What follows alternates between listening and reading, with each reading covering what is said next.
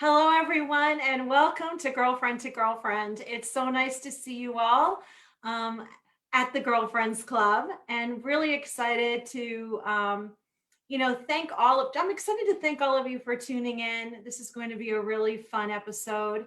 I am just blown away with all the information that we're going to learn in a little while from Dr. Daryl Joffrey. He is the author of Get Off Your Sugar. And I think that it's going to be a very robust conversation, to say the least. I want to thank all of you for leaving comments and for sending some direct messages to me with your questions. Feel free to message us after the show, and I know that Dr. Darrell will be very happy to answer any of your questions. So without further ado, I'd like to bring on Jane Hansen, who is actually a friend of the doctor's and has followed the program. And here she is. Here I am.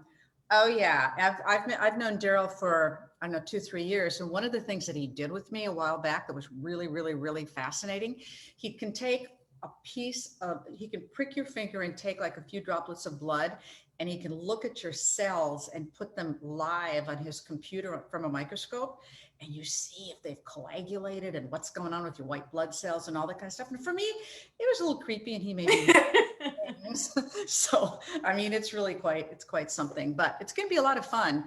And you may find out some startling things that are make you going to go, oh, I got to switch how I eat, because he changed my diet, and it's made. I mean, when you say looking at your blood, right? I mean, like that's a whole other exercise. Like we don't normally, we will give our blood and then we'll come back to us. But if you can physically see your blood and see it coagulating, and there's no, you can't tell a lie there. Oh, I didn't eat that. I'm sure it's all very self-explanatory.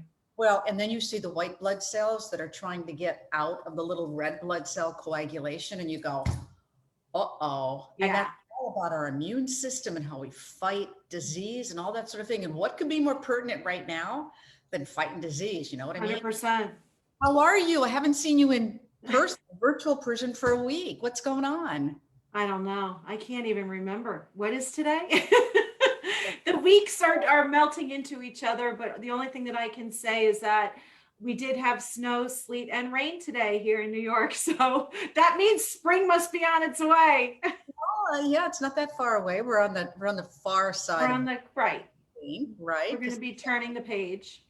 Yeah. Well, you look good, and you don't look like it's winter. You look very. I use the self tanner again. I use the self tanner, the gym, whatever. Let's bring the doctor on. Dr. Daryl Joffrey, where are you? He's coming. He'll be here. And by the way, hey there. Hey, what's up, guys? Nice say to see you the book both. really fast. Just say that the first book really, really fast. Oh my God, you're gonna embarrass me from the first minute. Get off your acid. Exactly.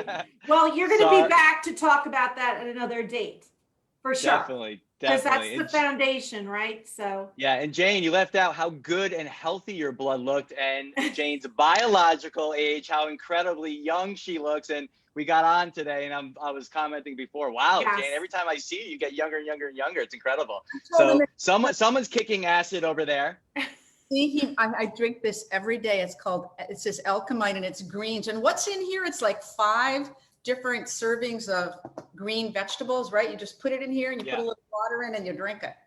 Yeah, 21 of the most alkalizing greens on the planet, concentrated. So 1 scoop, you're getting 5 servings of organic greens. And it just is so powerful for the body, the blood, for your energy. It kicks the acid out and just strengthens your body. It means I can have cookies, right? It's all about balance, of course. It's all about exactly. The balance. So I want to find out, like, what is the genesis of your movement? You know, what made you start on this journey?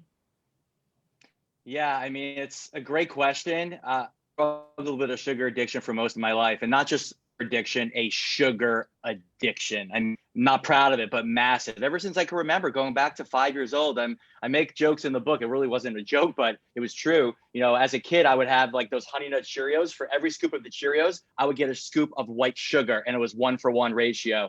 And it was like that, but all the time. And There wasn't my parents' fault. They were just doing what we all did at that age. We ate Lucky Charms, we ate Rice Krispie treats and all this stuff. But it kind of snowballed into this bigger thing as I was getting older. And in high school, I'll never forget like going to the doctor because I had horrific acne, had all these like brown spots on my face. And what did the doctor do? He gave me bleach. So every night before I went to sleep, I had to put like all these bleach spots. So I go to sleep with all these like white dots on my face, hoping to bleach the skin out. But why was this all happening? Because my body was so inflamed from the sugar. Because here's the reality. Sugar is the most acidic substance you could put into the body. It's not even a food. Let's call it for what it is. I call it America's drug of choice. And when you put sugar into the body, it metabolizes into lactic acid, and that creates inflammation. But here's the thing, like in high school and as a kid, you can get away with these things. I was a soccer player. I played at Boston College. I played for the under 20 national team. And then I became a chiropractor because of an injury I had. And literally that injury, which at the moment was the worst thing that ever happened to me because it took away my passion.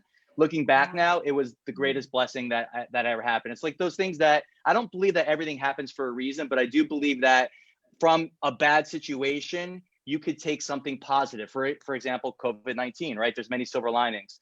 So I became a chiropractor, and in Get Off Your Acid, I'll say slowly, Yeah. I call myself the shoemaker with no shoes. I was a walking contradiction because I would go out and adjust the patient and say, don't do sugar, that's bad. And I'd be the doctor going to the back office, wolfing down a Nestle's Crunch bar, Coca-Cola, a Caramello bar. And over the years, as I got into my later 20s, it started to catch up with me. And my waistline, I gained 42 pounds. I had a lot of willpower. I could adjust 50 people in a day, but at the end of the day, I realized that it was willpower, not energy. And I just had no gas in the tank. And, it was the straw that broke the camel's back was when I was leaning down to literally adjust the patient and my pants split right down the backside. Highly embarrassing moment. Yes. I don't know if I told you that one, Jane. By the looks of it, no. Wow. So pain is a good motivator. And for me, it was the realization that, I wasn't living this lifestyle the way that I should. I needed to be a role model for myself first and foremost, but also for the people who I'm coaching and serving. And at that moment, I learned about the alkaline diet. I said, I'm not going to deprive myself of sugar anymore because deprivation just doesn't work. A perfect, the example of that is January 15th. 92% of people who made resolutions failed. Why is that? Because they associate making change in your life with removing, with deprivation. Some people can do it, but I'm going to tell you, you're not doing it the right way. It's not going to last. So I just started adding. I started adding a green juice, as Jane was talking about. I mean, a green juice is at the core of a strength eating diet. And it was crazy because literally when I first drank this green juice, it tasted like swamp juice, swamp water. It was disgusting. I'm like, oh man, but you know what? I powered through it because my willpower was there. But on like day 10 and day 12, I'm like, you know what? This is not that bad anymore. The green juice didn't change, by the way, guys. My taste buds started changing. Your taste buds flip themselves every 14 days. Yeah, go on. I was going to ask you. Yeah. So 21 days, a lifelong addiction. I mean, severe addiction to sugar was completely gone. It was crazy. I was eating better. I was eating healthier. My energy was up. And then in about 3.5 months, my body dropped about 42 pounds as a byproduct of getting health into my body. It wasn't a diet, right? Because a diet, the first 3 letters of diet is die. It's deprivation approach. I added healthy foods into my diet. I started stacking. And that's the concept and the focus of the whole book. It's not remove, it's add. And as you start to add those healthy, alkalizing, strengthening foods that strengthen everything, it just does this over time. So that's kind of my story. And here I am. I'm 40. Yeah, I'm 45. And there's a side part to that story with my father and his diagnosis with cancer. We lost him a few years ago, but that just took my purpose, my why, because we all know sugar feeds cancer. Yes. He was addicted to sugar as well. And it took on a whole new meaning when I lost my father. And literally I was holding his hand when he died. And my last words to him, and this is the last page of Get Off Your Acid, was my vow that I would do everything in my power to help as many people not suffer the way that he did. And right when I said that, my family was there, kid you not, was when he died. So that's my story, guys. What that's my story. vow. Yeah. And, I appreciate you guys for having me on to tell the story. Thank you. Oh, this is awesome. I mean, I think one of the lines that I read is take your stress eating to strength eating. Yeah. And, that resonated with me so much, right? Because especially these past 12 months, 10 months, living in a COVID-19 world. I mean, I remember in the beginning, it was almost like nothing had calories. I was making dinners, like the kids were like, what's going on with you? I'm like, I'm just reading cookbooks and cooking. It made me feel better. Now, Mm. I want to say that most of the meals, were extremely healthy, but when you start to read your book and the philosophy, I realized my layering may not have been healthy layering of foods. And No. so, we don't realize that there's so much sugar in pasta, Oh yeah. okay? And, which is one of my favorite comfort foods in the whole world. But if you can talk a little bit, about that and how can somebody who's addicted and loves pasta like you love sugar, how do Yeah. we pivot that? And you're looking at an Italian over here. I mean, I grew up in pasta and meatballs, so we'll Yeah. talk about that because I used to eat that all the time. But stress eating is such an interesting concept, especially with right now. Because I'm going to tell you, last year, 2020, was the year that, as a nation and probably a world, we stress ate the most. You think about, we were blindsided by this pandemic. No one knew that this thing was going to happen. And when we had that quarantine that was literally slapped upon all of us, what did most of us do? We literally crawled into a foxhole. We started stress eating. And guess what? For most of us, we didn't come out. Exactly. And they even gave it names. They're calling it the quarantine 15, the Yes. COVID-19, in terms of the weight that people gain. Why Yeah. is that? Because when you put these sugar foods, like we all know what stress eating is, right? It's when you have that urge to soothe your body, your physical body, but more so, I would say, your emotional mind with the foods that you eat. But here's the problem. When you go for the food, what's the food that we're going for? You said it, comfort food, junk food. That's another way of saying sugar. And the problem with that is sugar is the most inflammatory, literally, substance you could put into the body. I called it a drug before. It's 8 times more addictive to your body than cocaine. This is true, guys. And I'm going to tell you this. Just the other day, literally 2 days ago, I got a DM from someone on Instagram that follows me. And what they said was, I was addicted to crack cocaine and I was able to stop that cold turkey. Why can't I beat this sugar addiction? So this is a very real threat to our health. It's driving up inflammation. It's wrecking our hormones. It's making us gain weight, amongst so many other things, chronic inflammatory disease. So most people think the alternative to stress eating is to not eat, but you can't do that. That's impossible. Exercise is critical. It's the core of what we do, right? In the book, we have an 8-minute acid kicking workout by my good friend Anna Kaiser. But I can wake up and choose not to work out if I really want to, but you can't not eat. So the solution is to strength eat. And what I mean by that is every time you're going to eat, every time you're hungry, every time you're going to eat a snack, you need to put foods in that strengthen your body, foods that strengthen your energy, foods that strengthen your immune system. What's that, Jane? Like what? I mean, give us examples. Raspberries? Or So is that a good choice? So yes, blueberries, which we call brain berries. So Allie, to your point before, is when this whole thing happened with you with the pandemic, you started jumping into the cookbooks and you started making mostly healthy food. Guys, this is not about being perfect. This is about making progress. The big philosophy that we have is whatever you're doing right now, make a better choice. It doesn't have to be the best choice, but it's got to be a better choice. So in the book, we give so many different swaps so we can meet you where you're at. Fit this into your lifestyle. So instead of having fruit juice, which is the worst thing you could put into the body, it's loaded with fructose, which is literally a poison for your body, your liver, and your cholesterol. So what happens is that calorie for calorie, orange juice is actually worse for you than Coca-Cola. There's so much more fructose in it. So instead of having fruit juice, let's have water. A better option would be water with a lemon slice or a lime slice. An acid kicking choice would be a scoop of greens. So again, it's like there's different levels to that. So instead of having pasta, Allie, which we know is loaded with wheat and gluten, it punches holes in your gut, causes leaky gut. It actually will spike your blood sugar as much as processed sugar does. So instead of doing that, because ultimately, is it really about the pasta noodle? Yes, I love rigatoni, right? But it's really about the sauce. So if you make a really delicious sauce that could be healthy without dairy and taste great, we have some amazing ones in the book. Then you put that on something like a zoodle or maybe a chickpea pasta or some better choice, right? Then you're moving the needle. Oh my gosh, the chickpea pasta at Trader Joe's. Yeah. There you go. I have a box. Oh, do you There have you go. you have one of those coffee sweeteners there? Because remember we talked about this today. Oh, So I am mortified. yeah, Here so we go. Here we go. I stopped drinking coffee because I used to put that stuff in my coffee. And a year ago in December, I looked at the contents, and after you gave me all that grief about sugar, I literally looked at the contents and went, I can't do this anymore. And I have lost 8 pounds in the past year. And I swear it's because I stopped drinking coffee with that stuff in it. I am blown away. So this container allegedly has 63 servings. I would guess that most people have probably 10 servings per coffee cup or 2 cups of coffee. No, and it's 35 calories. So do the math. And Yep. then, the carbohydrate, the sugar amount, it's crazy. Can you tell me, and guys, don't worry about the calories, because a calorie is not a calorie. A calorie of avocado is different than a calorie of high fructose corn syrup.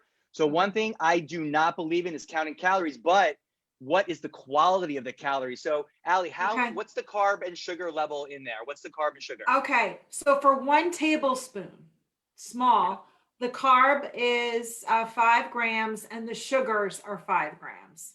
Okay, now go to the other ingredients, and if you can pronounce them, try to read them. Okay.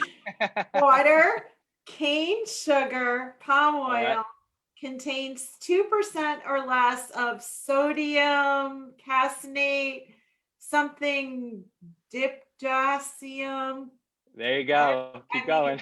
I can't say any of that stuff down so there. Here's the thing, guys. If you can't pronounce it, you can't digest it. Number one.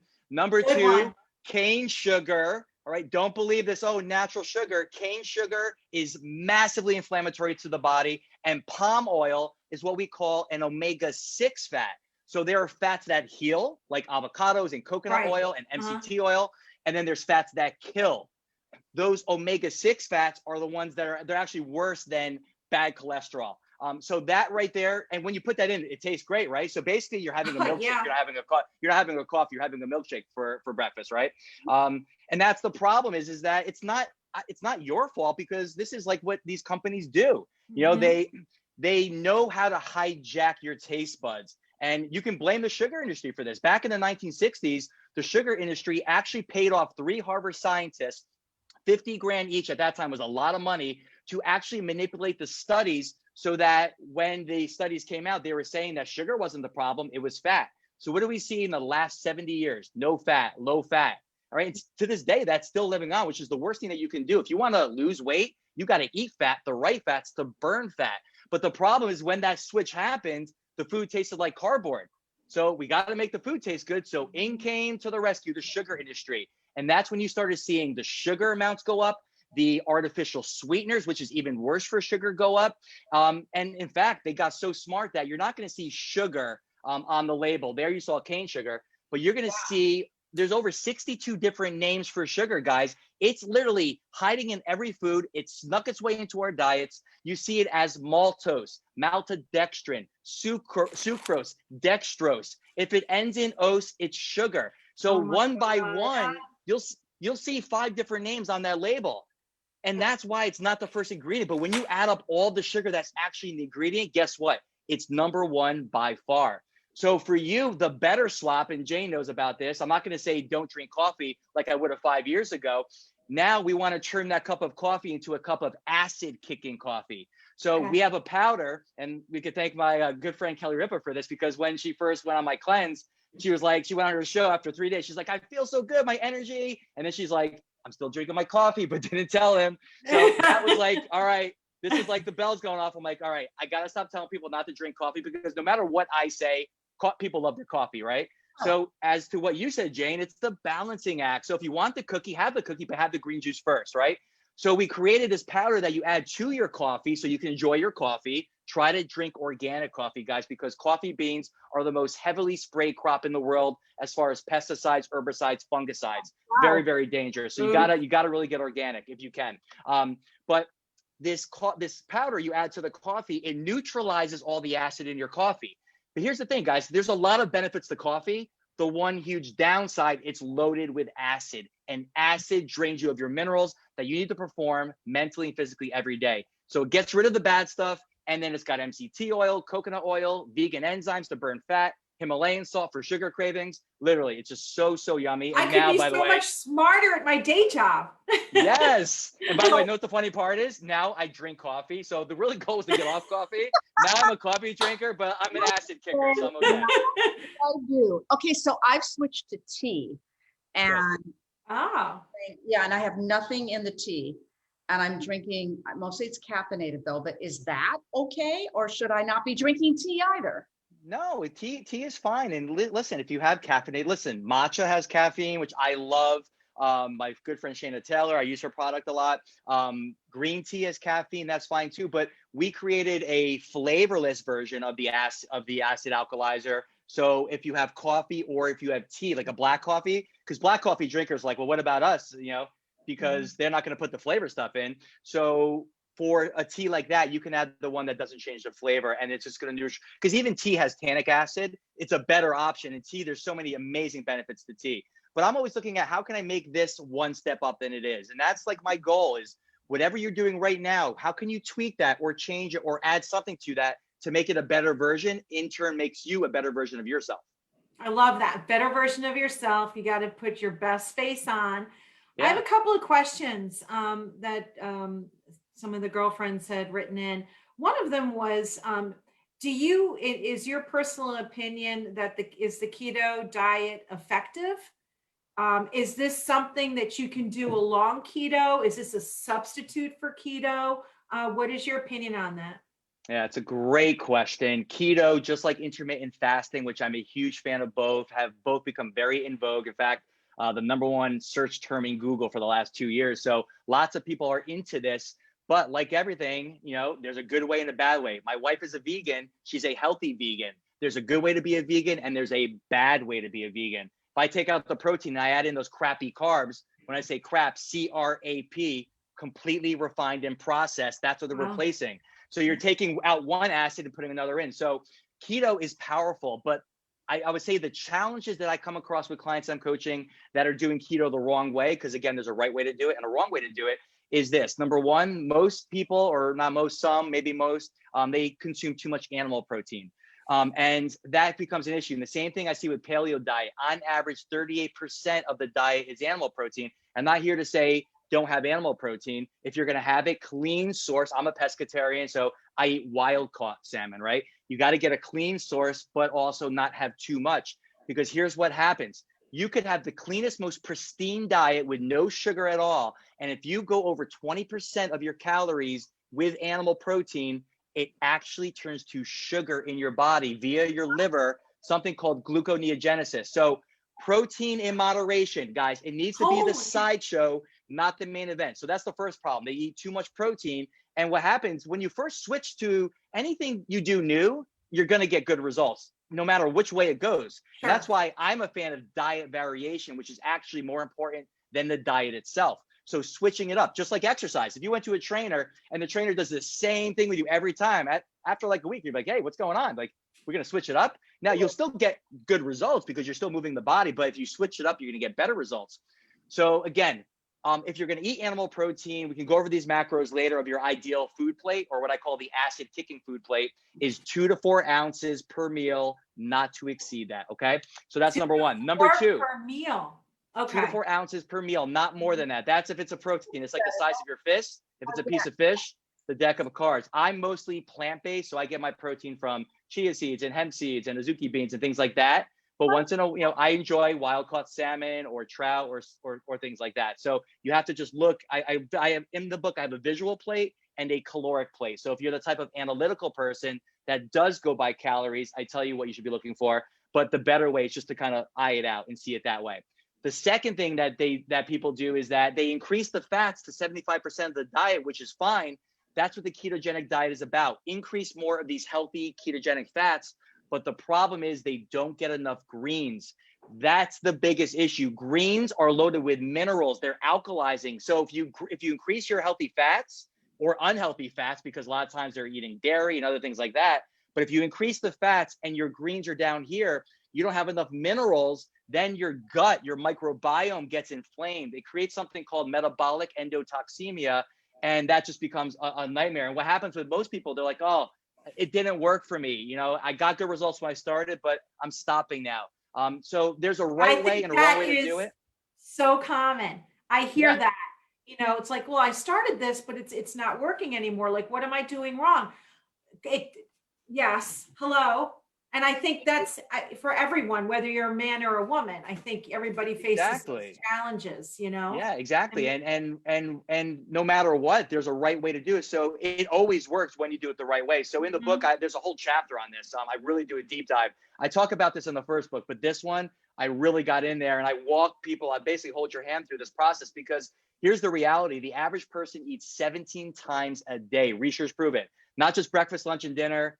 Pop chips here, that snack there. And what happens with that? Yes, I'm not being mean. No. What happens with that is every time you put something into the body, your body dumps insulin into the blood. And that's a huge problem because not only does insulin store fat, it makes you gain weight, but insulin wreaks havoc on your hormones and your aging. So we are going to basically age faster than our true chronological Oh, age. And wait, it's been proven. the other question was about an insulin resistant diet. Someone who has polycystic ovarian syndrome. Would you Yeah. recommend this type of dieting for that diagnosis? An insulin resistance diet is get off your sugar right there. All right. And that's it, because what drives insulin resistance in the body? And how do you know? That's when you get like the belly or the bleg, or the weight on the butt. That's insulin resistance. That's where the body stores it. And that's the crazy thing about diabetes. With every drug in the market for type 2 diabetes, what these doctors are doing is they're giving insulin to the blood. And it's going to work as far as getting that number to be ideally normal, like Right. 80 or whatever that insulin is. But the Mhm. problem is they're putting more insulin in the body to do that when you have insulin resistance. That's a huge problem because now you're stacking up more insulin. But listen, the number's normal. So we did our job. But the big problem is insulin's job is not to lower blood sugar. It does that, but its purpose is to transport nutrients into your cells. But what it also does is cellular replication. What's another word for that? Cancer. So Ugh. when you're stacking insulin into the blood from either eating too much sugar or from a drug that's pumping insulin into the body, you might get your diabetes under control, but you could swap that out for cancer, and that's a dangerous thing. Oh, So shoot. again, for all the people out there listening to me, don't get off your drugs. Like, that's not the purpose of that. This is to make you aware of that you can change the best pharmacy for your body is what's on your plate. Now, if you're in a crisis, you might need to take a medication so that we don't die. We have the best crisis care system in the world. But I'm going to tell you guys, it's not a healthcare system. It's a sick care system. We rank 72nd amongst all nations in the world in world health. I'm going to tell you, I can't name 71 countries ahead of us. I mean, how sad is that? We make up 5% of this world's population. We spend over 50% of the world's money on sick care, and we rank that high, or low, I should say. So we got to flip the switch. And how do we do that? We got to move away from these stress eating, acidic, inflammatory foods towards a strength eating diet. Drink more water, connect more with the people that we love and nature, manage stress instead of letting stress manage us. And even in this insane world we're living in with COVID-19, the unpredictability of that, we can still reclaim our lives, but let's do it one step at a time. I'm just in awe. Two things. My sister passed away from cancer, but she survived Sorry for to hear that. 14. Thank you. But she survived for 14 years. And when she was diagnosed, the doctor had said to her, "Don't eat sugar. We're learning how sugar feeds the cancer." She never should have survived 14 years. But she Amazing. followed, she was so good. I mean, trust me. And she was a sugaraholic. I'm not saying she didn't have her cookies every now and then, especially going through chemo. She was so depleted. But when she was on her diet, you know, and the low sugar and all that, she even would say, "I don't think I should feel like this good." It helped in so many ways. I mean, she had to give up sweet potatoes, even. She had to give up everything, bananas, but Wow. she did it, you know, which is amazing. So, Allie, My condolences to you. Thank I know you. how hard that is. There's a saying, when one family member gets cancer, the entire family gets cancer. And I know from Yes, experience, yes. but I just got chills when you said that, because it was very similar to my dad. I won't go into the story, but you got to read that story in the first book. It's the opening chapter. You won't even believe it. It will blow your mind how he was diagnosed. But I'll never forget when I went to the hospital to see him, and they did a PET scan. So basically what they do to figure out where the cancer is and all that, because cancer loves sugar. Why? Because it requires sugar to be alive. So they That's give you right. something called, they give you radioactive glucose, which is basically sugar attached to X-ray, and then you swallow it. And I'll never forget this glowing pink ball right there on his esophagus where his cancer was. And the doctor scared the hell out of him and our entire family. You know, it's very scary when you hear that. It becomes very Yes. real, right? Yes. And he did chemotherapy. It almost killed him. He had an 11-hour robotic surgery where they removed 2/3 of his esophagus, half his stomach, and they brought the two together. So now his stomach was up here. It was diseased tissue, so he had to have that part. And then afterwards, they basically said, when they did follow-up testing, you know, it metastasized to his lungs. They gave him just a couple months to live. So to your point, and we started this before him, but my dad was addicted to sugar as well. We put him on a 100% hardcore alkaline diet. You know, it was harder for my mom than it was for him. God bless my mom, and she's just a rock star champion still to this day. But I'll never forget that. You know, my dad hated the diet, right? We did Right. all these other things. I brought him to Mexico. I mean, we threw an arsenal at this, and trust Oh, me, I learned about cancer I very believe quickly from a you. lot of my good friends. But up until 4 months before he passed, he said the same thing. He goes, Daryl, he goes, I can't believe that I'm sick. I feel so good. Like, and it's because of what the diet and everything else that he was doing. So it wasn't enough to save his life, but it prolonged his life. The last 4 months, he just went boom. It just took over his body, went downhill. But Well, I'll never forget this. A week after he passed, his doctor, his main doctor, who I have so much respect for, called me up and he goes, Daryl, I don't understand most of what you did for your dad, but I can tell you it absolutely prolonged his life and his quality of life. And like floodgates is right there. So the point is, guy, it doesn't matter where you're at. It doesn't matter what name. There's no such thing as an incurable disease. There's only incurable people. There's never been any form of cancer that has not gone into remission. So no matter what you're dealing with out there, anything in life, your body has the power to heal. But you got to change your lifestyle to promote that lifestyle change inside your body. amazing. So you've talked all about the sugar. I mean, we've talked so much about this, Daryl. I just want to make it really clear about what people, can you just give them breakfast, lunch, dinner, just like 3 things that they can have at each meal that will really help get them to the place where they want to be. Yeah, 100%. I'll just go over some of the things that I love. I love avocados. I think it's the most perfect food in the world. Yeah. Oh my God, Jane, on Cue the demand. avocado. We did not plan that, by the way. Yeah, my kids love avocado. But here's the thing. My daughter wouldn't eat the avocado. She's 3 now. She's a sweet little girl. But it's when we put the things on it that she started eating it. So I'll take an avocado, we'll dice it up, we'll throw on extra virgin olive oil that's flavored with garlic. There's this great company I love called Arlotta, no connection to them, but Arlotta. And they have these like different infused flavors. So we put that on, and then we'll do some sea salt, some black pepper, some cumin, some sprouts. The avocado is great because it's got those healthy ketogenic fats. So it's going to help your body burn fat. It's going to suppress hunger. So you can go that stretch in between lunch and dinner.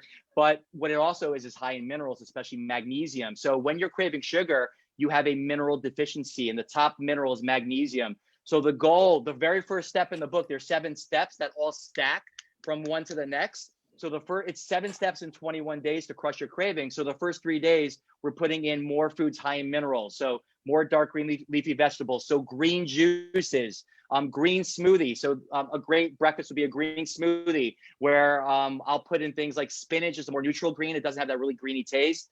Healthy fats like chia seeds and hemp seeds, some raw almond butter to give it a little sweet taste. You can throw in some blueberries, which I call brain berries. Even if you put in a banana, which does have sugar in it, all those healthy fats are going to neutralize the sugars, which will slow down how they get metabolized. So you're not going to get that spike of insulin and all that stuff, right? So I love avocados. You can do How an many can you have avocado. a day? Listen, I switch it up, but I'll I eat a love couple them. I'll eat a couple avocados a day. I You mean, can, right? I mean, yeah, you know. absolutely. Like one of my favorite recipes, which takes 5 minutes to do, is you get romaine lettuce. or butter lettuce cups. So you're going to make like a taco. Here's another swap. So instead of having a taco, we're going to do these. My son calls them the butter lettuce taco.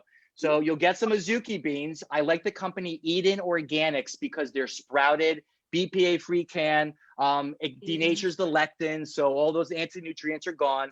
You rinse them, you mash them, and you take the Azuki beans, you put them on the romaine lettuce, and then you dice up some avocado, you put that on there, and then you just add some toppings.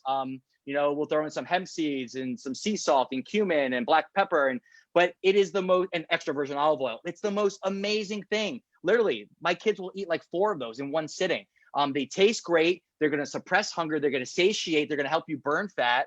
So that would be like another example. You can get zoodle. You can get zoodles and the sauces. Yeah, you can do like pesto, and we have all different forms of different sauces. My gosh, salads, stir fries. What's that? Pesto. Dairy-free pesto. It's delicious. My other favorite thing to eat with avocado is tomato. Are tomatoes really good for you? Because that's okay, right? Yeah, tomatoes are excellent. They're a high alkaline fruit, right? They got lycopenes. They're loaded with minerals. You hear a lot out there about nightshade vegetables, eggplant, tomato, and going back to the person who had a question with PCOS, which you really gotta go deeper with just a strength eating diet with that one. I deal a lot with PCOS, and we do get good results. But what you have to do is you have to really just look deeper as to what the body's going through. We do something called GI map testing. It's a DNA stool sample test, which you can do at home. Obviously, stool sample test, not highly exciting, right? But it is the most effective way to look into the microbiome and really see how the body is responding to everything that you're doing in your lifestyle. So one of my big mottos, as Jane says, is test, don't guess. If you just start adding healthy foods, like we're on day 2 of a detox right now, people are going to get great results, even if they didn't do supplements and things like that. But if we want to take it one step further, you got to really look inside your body, because the reality is that we are all unique bio individuals. Something that works for my wife, Chelsea, might not be optimal for me. So we really have to look and see how we're responding. There's another test I do in conjunction with that. It's called an MRT. I don't want to get too crazy with this, but an MRT test, which tells you when you're eating the food, if that food, not if you're allergic to that food, if you're having an inflammatory reaction to the food. So Jane, back to your question, when I eat eggplant, I get an itchy mouth. And it's interesting, when I did the MRT test, eggplant was a high res sensitivity food, which means I'm having an inflammatory reaction to that. Tomatoes, I'm fine. Now, a lot of doctors and nutritionists will say, don't have tomatoes, don't have eggplant. Those are nightshades. They're all going to drive up inflammation in your body. It's not true. You have to see how your unique biochemistry is reacting to those foods you're eating. And here's the thing, you might not get a symptom after eating that food. It might show up 3 days later. So you can't judge how you feel. So I did that test, and I knew I needed to eliminate a few foods for just a few months while I did some tweaking to my microbiome, and now I'm fine. Wow. One last way of telling me not to eat tomatoes. And by the way, my mother couldn't eat tomatoes because she'd get that in her mouth. She couldn't eat them. So she was having an inflammatory reaction to that. Yes. It's our same thing. So everyone's asking, what's your take on wine? My whole take is moderation, not deprivation. Unless you want to party one night, right? Listen, I drink wine. It's like it's fine to drink wine, but let's realize what we're putting into the body. Wine is acidic. It's alcohol. Well, and they sugar. say, well, a glass of and sugar. Thank you. And yeast. Yeast is a huge one. I see it in live blood all the time. Yeast is a very dangerous thing that we got to be careful of. So it's like gasoline on the fire. So I'm not saying don't have wine, but what I am saying is if you're eating 80%, 90% acid, and then you add wine on top of that, you're fanning the flames. Oh gosh. So you have to just start to do things during your day. So if I know I'm going to have wine with dinner tonight, or if I'm having some friends over and I'm going to indulge a little bit, listen, live your life, enjoy your life. It's about balance. But what I will do is have a glass of my acid kicking minerals before to neutralize the acidity that's on the way. And then what I'll do is I'll have a glass of acid kicking minerals before I go to bed. And my good friend Dorinda Medley, she literally went on, she said this, that when she drinks now and enjoys, because we all can indulge, have fun, she won't get a hangover, right? Because those minerals, that's what it does. So guys, we found the cure for hangovers. I love it. Have fun. So, and by the way, the other thing, guys, again, just like organic coffee, try to get organic wine if you Yeah. can. Good, better, best. Is there something you can read on the label that will give you a better idea for the wine? Because I know we got to go. Yeah, it'll say I know. it'll say organic on it. And then what about vodka? You So should see vodka. the questions that are coming in. This Vodka, let's do that. Let's do this for another hour. Now you're talking my language over here. So vodka. So here's the thing, guys. The worst one you can drink is beer because it's fermented grains. Remember I said thank God. I don't we like have beer. we got to remove the grains from the diet because the grains are loaded with omega-6 fats. They cause leaky gut, inflammation. So same thing for vodka. You want to do a grain-free vodka. So something like Ciroc is what we'll keep in our, which is from grapes from France. So that's a grain-free vodka, as opposed to like a Grey Goose, which is made from wheat, which is obviously going to be a grain. Ciroc? Got it. Ciroc, C-I-R-O-C, yes. Okay. Is that grain-free? So are okay because there's potato vodka. What's that? Potato vodka? Is yeah, that potato vodka is fine as well. I would say the grapes would be probably a little bit better choice, but that's fine. The goal is just to get off of the grains. Okay. Tequila would be another good choice. Tequila and grain-free vodka are my top choices. Wines in the middle. The worst would be beer. And champagne goes where? That's gonna cause a bad hangover. Yeah. That's highly. It's kind of par with like wine. It's just More sugar, right? some are better than others, but you're gonna get that, and that's the part. All right, it's the dehydration from the acidity from that sugar fermenting inside the body. That's what causes the hangover. So always listen. That's like the rules. Like if you're drinking one drink of wine, you have that glass, then have a glass of water in between. Get some lemon in it. Add some minerals in it. If you don't have my minerals, just get some Himalayan pink salt. Put that in a little water just to get some of those minerals into the body. I have that right over here. Okay. Yeah, and minerals neutralize acid. So that's the whole thing, is that when you're putting acidity in the body, whether it's from sugar, grains, processed foods, artificial sweeteners, too much animal protein, or from stress, because stress creates more acid than anything you can eat or drink, you have to buffer that acid. And that's what minerals do. Minerals is the biggest deficiency in the human diet, magnesium. And the biggest problem I'm seeing with women is that when they are diagnosed or told that they have osteoporosis or osteopenia, the doctor's throwing 1,500 milligrams of calcium, 2,500 milligrams of calcium. They're basically putting a bullet into the body. When you put on average, we have 10 to 15 times too much calcium in our body. You need to have a 1-to-1 ratio of calcium to magnesium to be able to absorb and get the actual calcium to where it needs to go, which is the bones. If you have this much more calcium, which is what most of these doctors are doing, than magnesium, the calcium is not going to the bones. It's going to your brain. It's causing plaquing. It's going to your kidneys, causing kidney stones, and it's going to your blood vessel walls, which is causing hypertension or high blood pressure. So whenever you're taking a supplement, it must have a 1-to-1 ratio of calcium to magnesium. And you have to understand is that the real reason why you're getting osteoporosis is because your body, and specifically your blood, is over acidic. It's toxic. So the body is so smart. It robs Peter to pay Paul. It's stealing the calcium from your bones to throw it into your blood to neutralize the acid so you don't die. Because if your blood becomes too acidic and that pH drops, you're dead. So the body always is going to prioritize. Wow. So the key to osteoporosis and osteopenia is magnesium. It's a magnesium deficiency. I have a 5-minute video that dives into this topic. I posted it maybe a few days ago on Instagram. It will blow your mind away. So we gotta start to really give the body the things that it needs. Magnesium is at the top of the list. And in regards to sugar cravings and addiction, it's the same thing. We need to get more of those minerals into the diet. Diet variation, salads, soups, green juices, green smoothies, detox baths with Epsom salts, which is magnesium, and sodium bicarbonate, which is baking soda. Again, lots of variety. And that's just step one. So we really just stack it. We go from step to step to step. And it's an easy way because you're adding. I'm going to do this for 3 days, and I'm going to move on to my healthy fat, step number 2.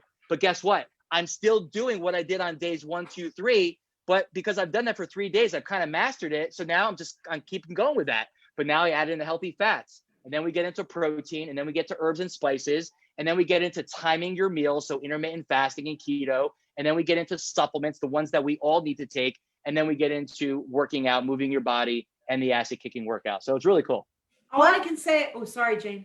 Go ahead. One last question about that intermittent fasting. How long a time period should you have? like 16 hours, 18 hours?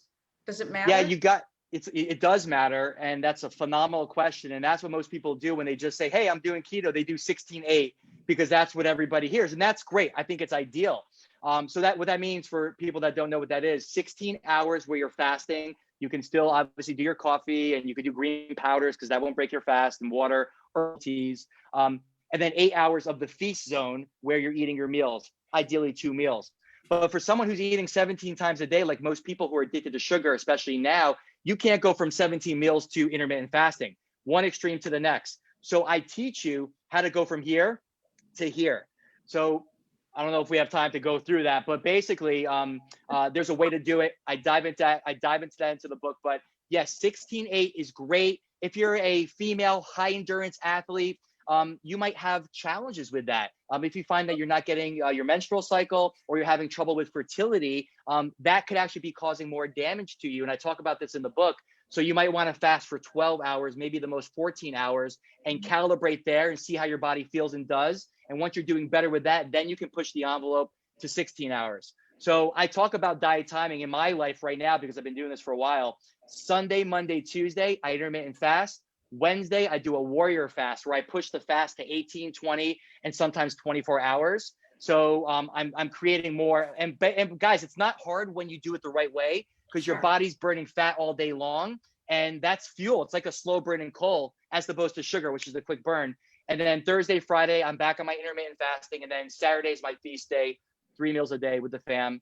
So it's a really cool way to switch it up. Yeah. And it's not about a rule. It's like fit this into your lifestyle and not the other way around. That's my main goal. Is I want this to become part of what you guys do, and just start to play around with it. See what works, what doesn't work, what you like, what you don't like. But as you stack, guys, you're going to see that switch happens. It's like that magnet. Whoop, all of a sudden that happens. Like, wow, the weight's pouring off. I feel great. Like, I want to do this more and more. You're not going to want to go back. Well, two things. One is that you're lucky you're on the West Coast, because I'd be on your doorstep on Saturday. I'll be back in 2 weeks. I'll see you then. All right, I'm gonna be on your doorstep. Number two is I think that everybody needs to get off your sugar. I mean, everybody just needs to slowly migrate away from sugar. And like you said, don't turn it off. Let it drip a little bit, and then change your lifestyle. I think the best line of the night is, the best pharmacy for your body is on your plate. Yep. Yeah. Hippocrates said, if I can say one last thing, Hippocrates said, look to your gut. It's the cause of all disease. And I agree with that. I took it one step further. I said, look what the food you put on your fork and put into the body. That's where disease starts.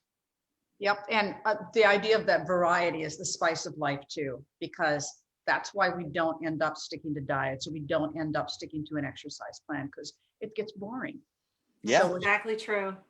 Yeah. All right, so let's make this enjoyable. And here's the best part, is that these foods taste so good, you will feel like you're cheating. So experiment, just jump into that kitchen and start doing it. And when you do it, you will see the changes happen. Just give it a little time.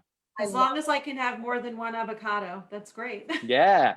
So thank you so much. Will you come back next month and peel back Absolutely. the onion and talk about God, acid?